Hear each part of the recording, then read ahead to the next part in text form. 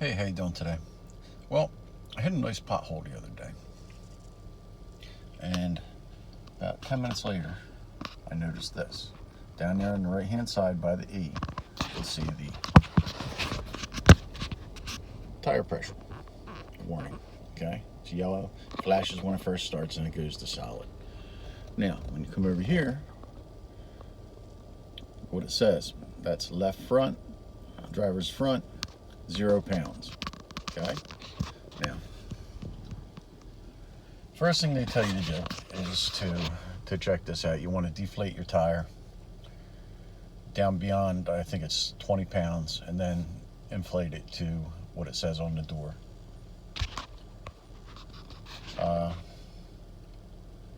So, first off, we're going to check to make sure the tire's not flat.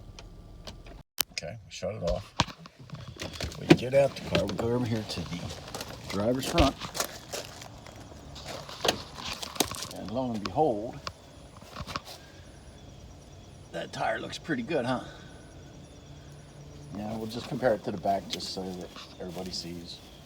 Okay, now, we come over here and find where it says on the door. Okay, it says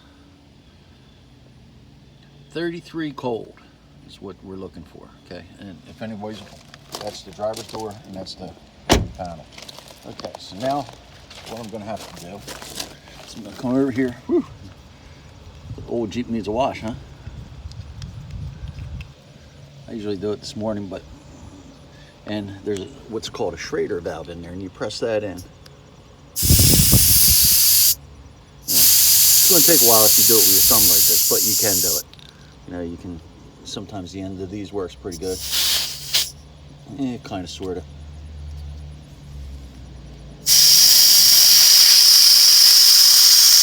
That's working pretty good. That'll take her down. Once I get her down, I'll dig it through a hose and I'll pump her back up. So, give me a couple minutes. All right, I'm back. As you can see, pumped up the tire, put the cap back on, and pumped her up to 33 pounds. Now, what is probably bad is one of two things. This is a Tpms sensor. Okay, and that is the outside. That's the part you see looks like a regular valve step, but what it really is this, and this sends a signal to a sensor back behind the tire in there, which sends it to your computer, which sends it to your dash. Now this isn't the one that came out of this car.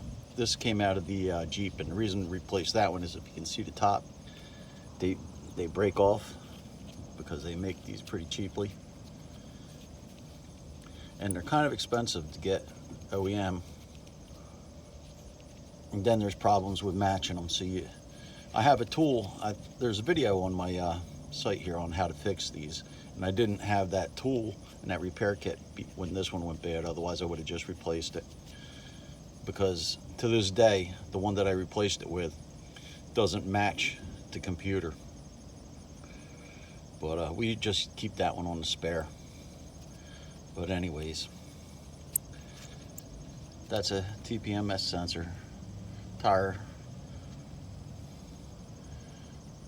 you know, it tells you the inflation right to your dashboard. But anyway, long story short, that's what it is. They range anywhere from 30 to 120 bucks depending on where you get it, pretty much. And it's kind of a pain in the ass to do because you got to deflate the tire, take it off the rim. Sometimes if you're lucky and you have kind of a flimsy tire, you can sneak it in there and get it all put back without taking it entirely off of the rim, just popping one bead. But that's slim chance, especially when I got big hands. But we'll get back to you when I get the part in and show you how to switch it out.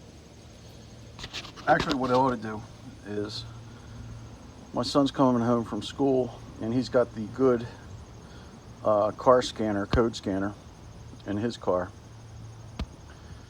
and that one allows you to read tire pressure monitoring system codes, and I'll just do that. That'll tell me whether the sensor's bad or the receiver is bad.